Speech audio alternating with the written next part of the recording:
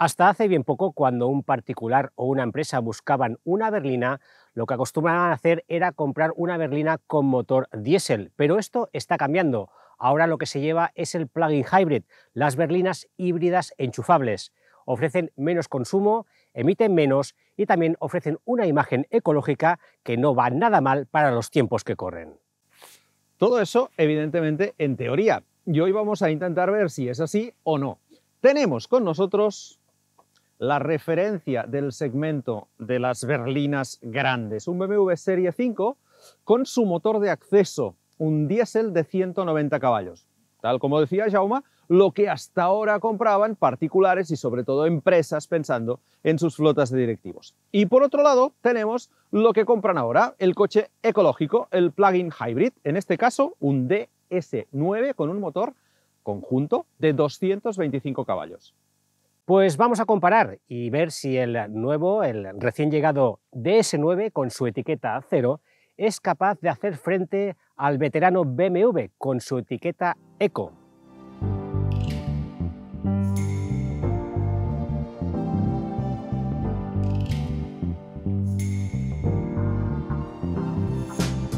Enfrentamos el tradicional lujo germano representado por el BMW y el vanguardista lujo francés, que siempre tiene a DS como referencia. Son dos berlinas premium frente a frente, de casi 5 metros de largo las dos y con unos 3 metros de batalla, con motores en torno a los 200 caballos y un precio de tarifa entre 56 y 58.000 euros de partida. Son dos coches que pertenecen a un segmento en decadencia, con las ventas estancadas y falto de novedades en los últimos años. La llegada del DS9 E-Tense ha sido claramente un estímulo para este mercado, castigado como tantos otros por la moda de los SUV. El DS9 E-Tense brilla por su diseño elegante, muy cuidado, con las clásicas proporciones de una berlina de 3 volúmenes, pero con detalles atrevidos y llamativos. Mirad, si no, esta gran parrilla hexagonal, con el logo de ese protagonista en el centro, la moldura cromada que cruza el capó en vertical y que es un guiño a los DS de los años 50 y 60, las bandas cromadas de los laterales y el portón, todo muy clásico, combinado con detalles de modernidad como los tiradores retráctiles de las puertas, las luces LED con forma de lágrima, los motivos romboides de las luces traseras, muy espectaculares, o las salidas de escape rectangulares, aunque los escapes verdaderos son redondos. También viene calzado con unas llantas de 19 pulgadas con neumáticos Michelin Pilot Sport 4. Esta unidad que probamos tenía acabado Rivoli, el que potencia en mayor medida la elegancia frente a la Performance Line, más deportiva. Su precio de tarifa parte de los 58.050 euros. El BMW 520d sigue la línea estética ya conocida durante décadas en la marca alemana, aunque desde hace un año se ha modernizado, con una nueva parrilla de doble riñón, faros más finos, nuevas ópticas traseras en forma de L y unas bonitas colas de escape de tipo trapezoidal, entre otros detalles.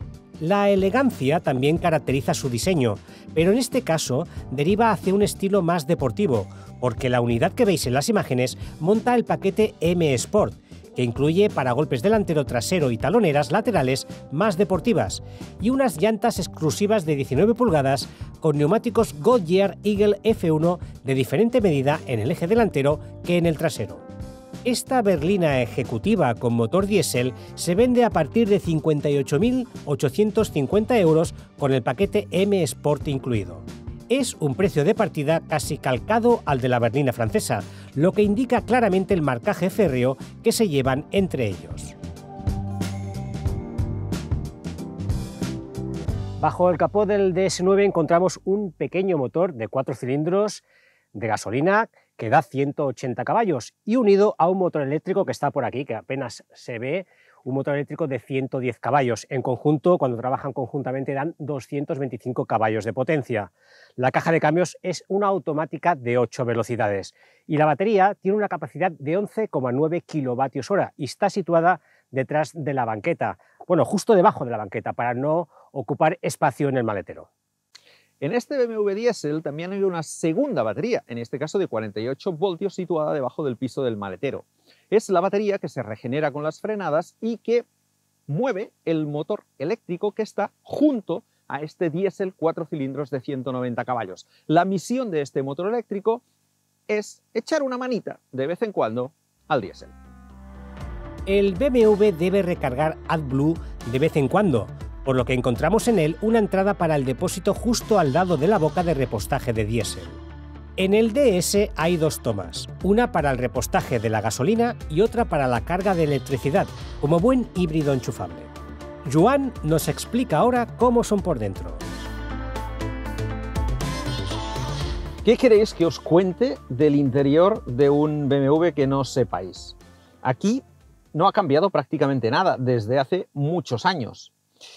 Sí que ha cambiado el hecho de que ahora las pantallas, tanto la instrumentación como esta de aquí, son mejores. La instrumentación es digital, esta evidentemente ya lo era, lo sigue siendo, pero estos coches conservan no solo el diseño tradicional, sino la disposición de mandos que conocíamos hasta ahora y que no ha sucumbido, por lo tanto, a esta historia de que todo pase por la pantalla. Aquí seguimos manteniendo algunos de los mandos del equipo de audio, mantenemos todos los mandos de la climatización y mantenemos el sistema del iDrive, que para mí es súper cómodo. Es más cómodo estar conduciendo y moviendo algunos de los elementos, los que se pueden mover durante la conducción, con un mando así, que no tener que estar moviendo con el dedo, que es algo que debería hacer siempre el acompañante, pero que, desengañémonos, al fin y al cabo lo acabamos haciendo todos conduciendo cuando no deberíamos.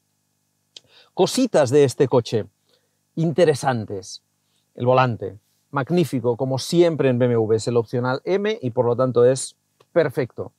La pantalla, grande, visible, muy bien situada.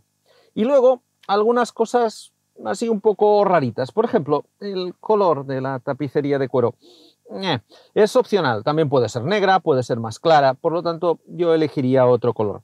Y aquí debajo tenemos un cargador de móviles. BMW suele ser una marca muy pro Apple. Digo eso porque durante un tiempo los Android no podían conectarse y ahora si tienes un iPhone como este, puedes conectarlo vía Bluetooth en el BMW. Pero, curiosamente, si te compras un BMW y tienes un iPhone, es mejor que el iPhone sea pequeño, porque este, que es un 12, no entra en el cargador del coche. Por lo tanto, el cargador lo usaremos, eso sí, para cargar esta super llave que permite hacer un montón de cosas. DS ha sido una de las últimas marcas en llegar al mercado premium y ha decidido hacerlo bajo el prisma del lujo francés. ¿Qué significa eso? Pues que los materiales y sobre todo las formas que tienen estos materiales, como por ejemplo esta textura rara pero muy interesante, muy chula de los asientos, o este acabado con cuero aquí encima, o el uso, sí, todavía del negro piano, o el tapizado del volante. En todo ello ha buscado un poco las referencias a otras marcas de lujo francesas, sobre todo las de marroquinería, en las que todos estáis pensando. Y en parte lo ha conseguido. Pero luego los diseñadores de DS dijeron, oye, ¿y si además de este ambiente lujoso empezamos a poner cosas donde los demás no lo tienen? Digo esto porque es la única explicación que le encuentro a que, por ejemplo, el botón de puesta en marcha no esté ni en la columna ni aquí, sino aquí arriba, en medio de los aireadores. Y que cuando le das aparezca un reloj convencional, es decir, no digital, de la marca BRM que estaba escondido aquí dentro. O, por ejemplo, que el volumen del audio lo tengamos a través de esta ruedecita aquí en medio. O que los elevalunas eléctricos, en lugar de su posición en la puerta donde no hay absolutamente nada, estén colocados aquí, en el centro, como si esto fuera un Jeep Wrangler o un Dacia Spring. En cualquier caso, lujo percibido, calidad percibida, impecable, como cualquier otro coche premium, está a la altura del BMW. Lo que ya no me gusta tanto, y esto es algo que pasa en todos los coches de lo que antiguamente era PSA y ahora es parte de Stellantis, es tener que pasar siempre por la pantalla para cualquier cosa que queramos hacer. Además, es una pantalla en la que, por ejemplo, para el tema de la climatización, tenemos que prestar mucha atención realmente a lo que estamos haciendo y eso implica desviar mucho la vista de la carretera. Y eso es algo que ya sabéis que no nos gusta y que no hay. Como detalle de lujo y buen acabado, los dos tienen sus techos guarnecidos con un material suave. En el BMW, tela antracita. En el DS9, alcántara negro.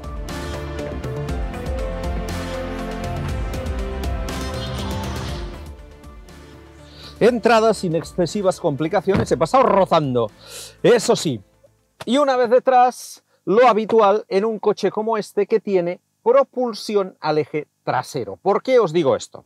Bueno, pues por esto de aquí. Tenemos un túnel de transmisión enorme que prácticamente inutiliza la plaza central. Las dos exteriores cómodas, pero como suele suceder en los BMW, con esta forma de aquí, que hace que tengas que sentarte un poco más hacia el centro, porque si no, la espalda te queda aquí encima y quedas así como un poco ladeado, ¿vale? Ese es el problema además para utilizar la plaza central, porque eso obliga a los dos acompañantes exteriores a irse hacia la puerta y entonces meten la espalda aquí. Y esto es incómodo para los que van en las plazas exteriores e incómodo para el central, que tiene, pobrecillo, que lidiar con este túnel de transmisión tan grande y un respaldo que es durísimo porque aquí debajo hay un mueble con dos posavasos y aquí debería haber algo más para dejar cosas, pero no lo hay. Por lo tanto, esto es lo que tenemos.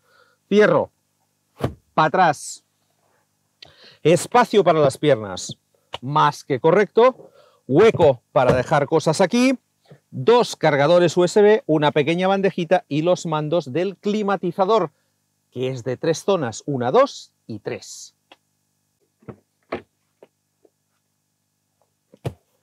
BMW ha lanzado para el mercado chino una versión de batalla larga del Serie 5. Y si os preguntáis por qué, la respuesta está en este coche. Mirad.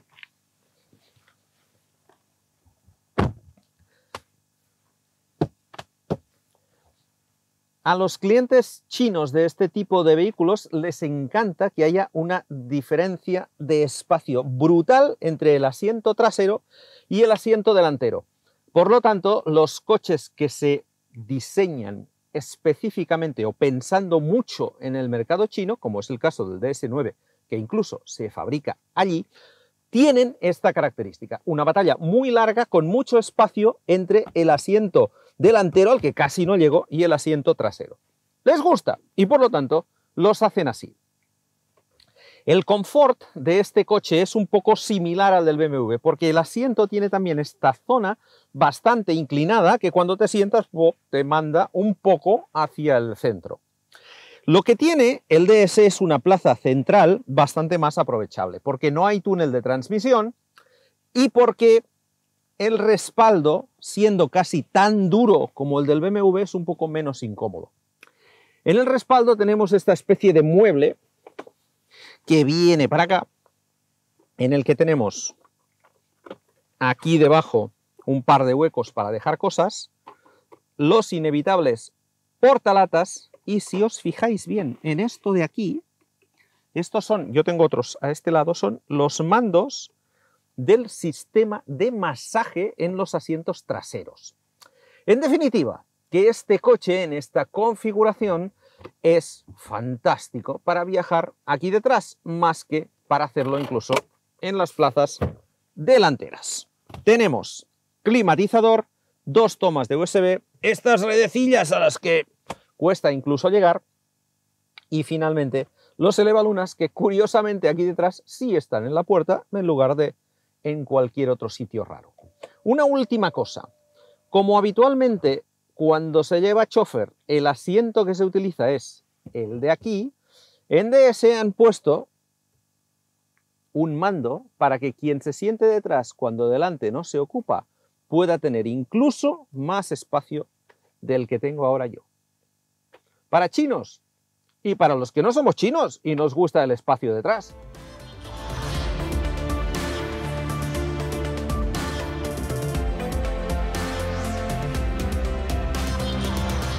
Maleteros. Empezamos con el maletero del DS9, portón automático que da paso a una boca de carga bastante ancha, pero poco alta, hay poca distancia de aquí a aquí. Y tenemos un maletero de 510 litros de capacidad, pero es una buena capacidad, pero tened en cuenta que hay que restar el espacio que ocupa la bolsa en la que llevamos los cables de carga, siempre necesarios si hacemos un recorrido un poco largo. Es un maletero con un doble fondo, pero no muy aprovechable, ya que cabe el kit de parapinchazos y poco más. Y está muy bien terminado, está bien enmoquetado, tiene ganchos para sujetar algunas bolsas, ganchos en los laterales para sujetar también algún objeto. Y se puede ampliar, pero para ello tenemos que ir a las plazas traseras. Vamos a hacer la operación.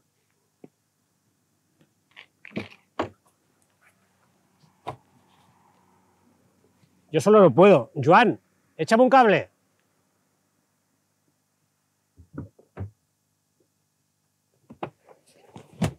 Ahora sí, necesitamos 2 personas para batir esta banqueta y además es una banqueta que no está dividida, es una sola pieza.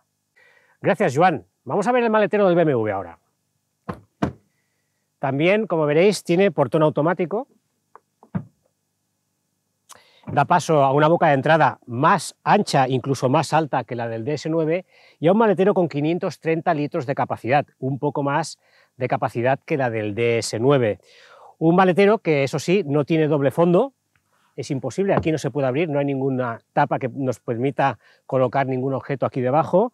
También, a diferencia del DS9, en el BMW podemos abatir de forma semiautomática los respaldos de la segunda fila. ¿Por qué digo semi? Pues porque no acaban de caer del todo y tenemos que ir de todas maneras a las plazas delanteras para poder tumbarlos. Eso sí, lo podemos hacer sin necesidad de ayuda. La capacidad de los maleteros es correcta, más de 500 litros. Pero si os parece poco, pensad que BMW ofrece una versión Touring, familiar, más capaz, que no encontramos en DS.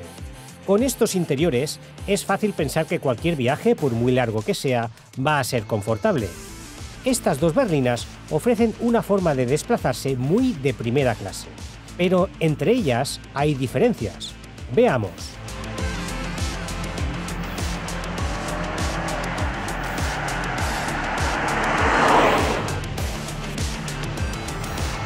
En el BMW nos encontramos, pues eso, una berlina con un tacto muy de BMW, y valga la expresión, porque los que habéis conducido alguna vez una berlina de la marca alemana ya sabéis a qué me refiero, ese tacto tan típico de la marca, con una dirección tirando a durilla, con una suspensión que es el perfecto equilibrio entre efectividad y confort, un tacto muy preciso, el coche entra muy bien en la curva, gira sin apenas balanceo, digamos que tiene una conducción muy eficiente.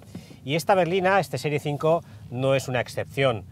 Tiene tracción trasera, también es un poquito más divertido de conducir, tiene una tendencia ligeramente sobreviradora, pero el coche va muy bien sujeto y en una carretera de curvas, aunque sea una berlina tan grande, con tanta batalla, pues se desenvuelve bastante bien, la verdad.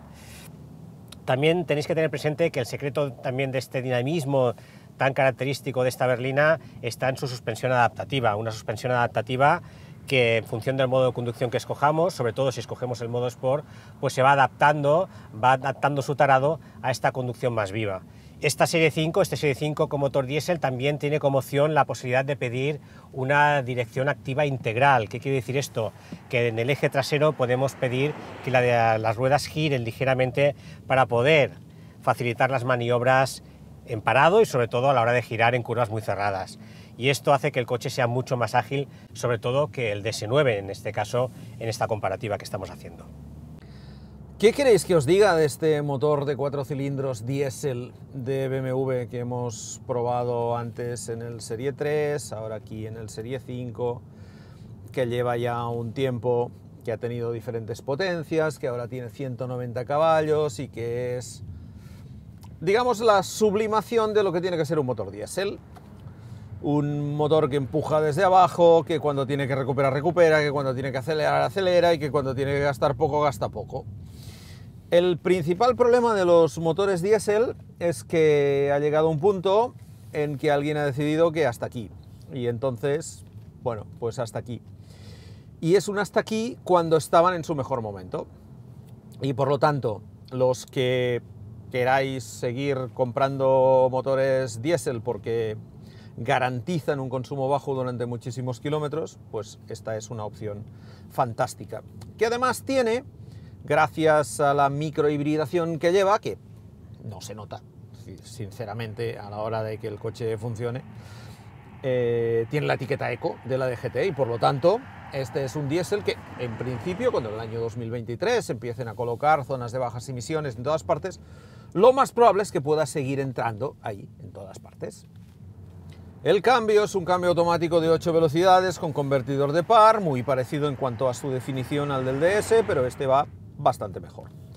Este es un cambio ZF, es el que llevan todos los BMW de motor longitudinal, es decir, de la serie 3 para arriba. Este es un cambio que hace más o menos lo que le pides, que en el modo Sport funciona muy bien porque retiene muy bien al llegar a las curvas, entiende que está montado en un coche al que le estás pidiendo una conducción deportiva y por lo tanto hace lo que se espera de un cambio en conducción deportiva, es decir, estira mucho más las marchas al acelerar, a pesar de que esto en un diésel es más complicado que en un motor de gasolina, y luego cuando llegas a una curva en retención y esperas que el cambio aguante la marcha y tenga mucho freno motor, hace justamente eso, que es lo que se espera de él. En modo confort, evidentemente, coloca marchas más largas, que es lo que también se espera de él, y por lo tanto es un cambio, en ese sentido, muy académico y muy adecuado, en mi opinión, para un coche de estas características, que es, evidentemente, un rutero por definición para hacer largos kilometrajes con él.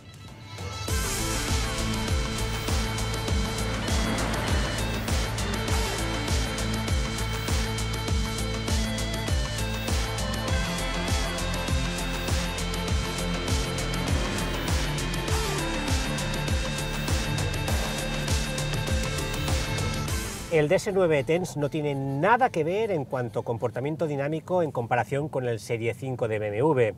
Es un coche en el que prioriza sobre todo el confort de marcha. Y esto lo dice todo, porque es un coche que tiene una suspensión mucho más blandita, una suspensión que es pilotada, una suspensión que se adapta al instante y de forma continua al trazado por el que estamos conduciendo y al estado del asfalto, porque lo monitoriza a través de unos escáneres. Y esto hace que el coche en todo momento adapte su suspensión a nuestro estilo de conducción, al estado de la calzada y sobre todo priorizando el confort de marcha. Incluso en modo Sport tenemos unos modos de conducción, podemos activar el modo deportivo si queremos, pero incluso así el coche se comporta con mucho confort, no tiene unas suspensiones en absoluto rígidas. Y esto tiene su punto positivo porque hace que la berlina sea muy confortable en toda circunstancia, pero también negativo, porque notamos los balanceos de la carrocería en curva mucho más que en el BMW. Es un coche con una suspensión bastante mórbida en general. Aún así, lo mismo, la dirección es bastante precisa, el coche es muy estable, es una tracción delantera muy estable, no se mueve apenas, pero tiene una dirección pues, más blandita, más suave que la del BMW. Tiene un tacto menos deportivo, digamos. Por otro lado, un punto francamente mejorable es el tacto del pedal de freno. Esto es un plug-in hybrid y como todos los híbridos enchufables, o la mayoría, digamos, tiene un sistema de frenado regenerativo.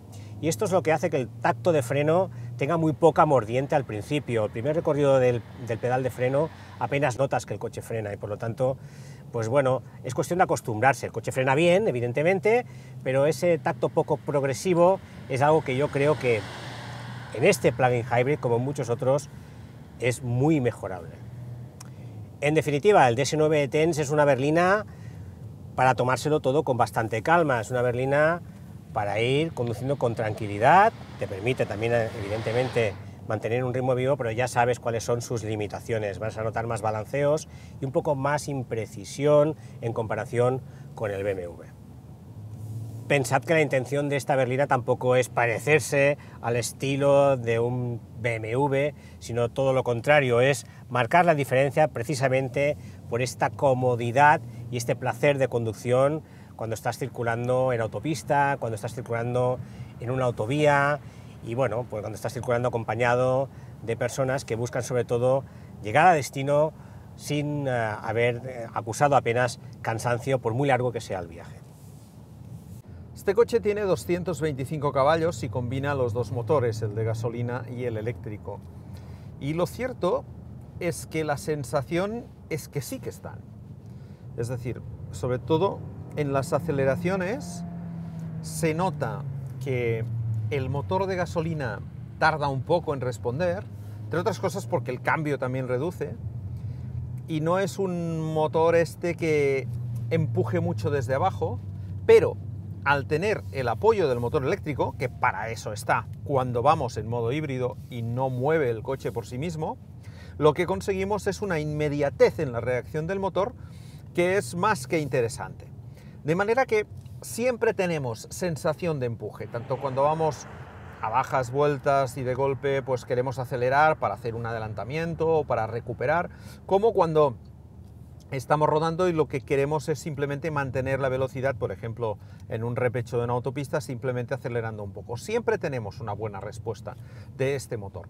De hecho, este motor de gasolina de 4 cilindros y 1,6 litros turbo, que es bastante habitual en otros modelos, tanto de la marca DS como del resto de las marcas procedentes de PSA del grupo Stellantis, ya nos parecía un motor muy bueno, solo.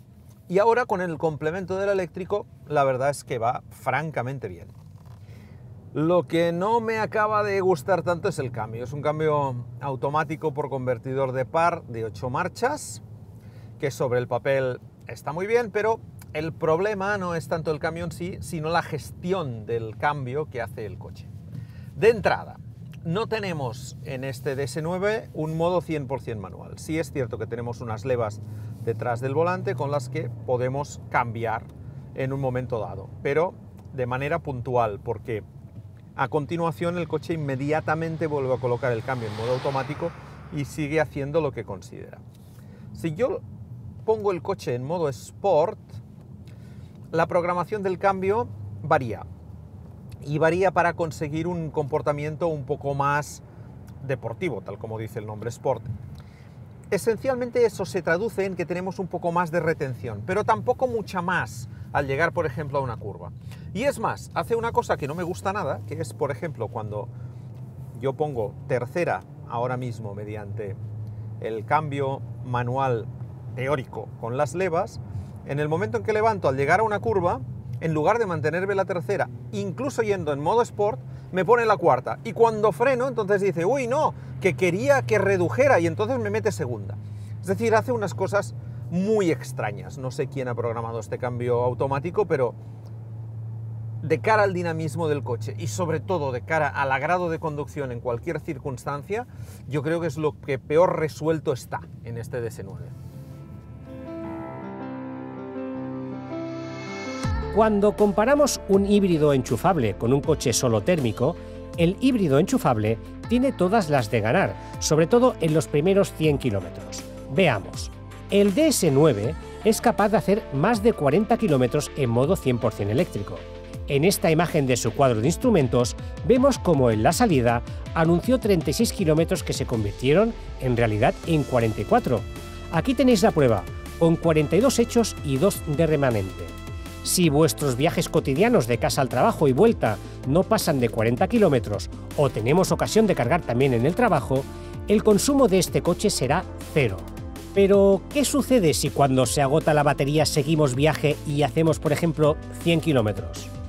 En este caso, el DS9 llega a esa cifra con un consumo medio de 4 litros, que es un resultado mejor que los 5,5 que nos gastó el BMW 520d. Pero, ¿y si continuamos circulando? El BMW mantiene su consumo en los siguientes 100, con una décima de aumento, nada significativo. Mientras que en el caso del DS9 llega a los 200 km con un consumo medio de 5,8, ya superior al de su rival. Pero si obviamos los 100 primeros kilómetros, vemos que el consumo a los 100 sin incidencia de la batería cargada, es decir, solo en modo híbrido, se sitúa en 7,6, que es una buena cifra para un coche de este tamaño y peso, pero que evidentemente es superior a la del diésel. En resumen, que el híbrido enchufable se impone en los trayectos cortos siempre que lo recarguemos, y el diésel sigue siendo imbatible a partir de 200 kilómetros. Tanto el DS9 e-Tense como el BMW 520d parten de un precio muy parecido, por debajo de los 60.000 euros. Pero a la que le ponemos algunas opciones, la tarifa se dispara. En el caso del BMW es más evidente. Con el paquete M Sport, este coche cuesta pelado 58.080 euros. Las llantas de 19 pulgadas que habéis visto en el vídeo son una opción que cuesta 1.651 euros, como la tapicería de cuero Dakota 1.765, más paquetes como el de confort que incluye la calefacción en los asientos, el climatizador de 4 zonas o la luz ambiente, o el portón eléctrico que cuesta algo más de 600 euros, el equipo Harman Kardon otros 1.252 euros, que parece mucho pero que es más barato que el Head-Up Display, por el que BMW pide 1.423 euros. El listado es largo. Con todas las opciones, esta unidad Full Equip se fue a 78.635 euros, un precio final superior al de la berlina francesa. El DS9 E-Tense tiene menos posibilidades de personalizarse. El acabado Rivoli incluye casi todo de serie, a excepción de la tapicería Opera negro basalto que cuesta 4.550 euros. El equipo IFI focal, 1.100 euros, el portón eléctrico 500 y sistemas como el DS Night Vision 1.200, entre otros. Con todos los extras, nuestra unidad de pruebas se fue a 67.700 euros. Casi siempre, para encontrar que no te falte de nada en este tipo de berlinas, siempre hay que desembolsar un extra. Forma parte del juego, como un traje a medida, para ir vestido de forma impecable. Bueno, Jaume, imaginemos que eres el jefe de compras de una multinacional y tienes que elegir coche para tus ejecutivos. ¿Qué harías? Pues lo tengo bastante claro. La verdad es que me compraría una berlina diésel como esta, si tuviese la empresa en un entorno que no estuviera cerca de una gran ciudad donde se pusieran tontos con el tema de las emisiones. Aunque hay que tener en cuenta, no olvidemos que este diésel tiene etiqueta eco y todavía me da bastante margen para disfrutar de una berlina tan evolucionada como esta. Siempre y cuando, claro, no fuera una empresa que valorara muchísimo la ecología, que es un poco lo que está pasando en los últimos años. Un poco la idea con la que nos quedamos en este comparativo es que este tipo de coches, no exactamente el BMW 520d, sino este tipo de coches premium con motor diésel, había llegado a un punto de desarrollo prácticamente óptimo. En cambio, este otro tipo de coches, los híbridos enchufables, que son los que ahora están sustituyendo a los diésel en este tipo de mercado, les falta todavía llegar a este nivel de equilibrio y de desarrollo que sí tenían las mecánicas diésel. Un poco, esta es la conclusión que sacamos. Aunque hay que reconocer que este híbrido enchufable, como muchos otros, va francamente bien, pero no tiene nada que ver desde el punto de vista del comportamiento dinámico al BMW. Es un coche que prioriza sobre todo confort y prácticamente nada más. Sí, un poco, los BMW siempre han tenido una componente un poco más deportiva. Este es un coche que sabe ser confortable y sabe ser deportivo cuando hace falta. El DS sabe ser muy confortable y le cuesta un poco más el apartado de la deportividad. Básicamente estas son nuestras conclusiones. Esperamos haber resuelto vuestras dudas si estáis pensando en una berlina premium de este estilo.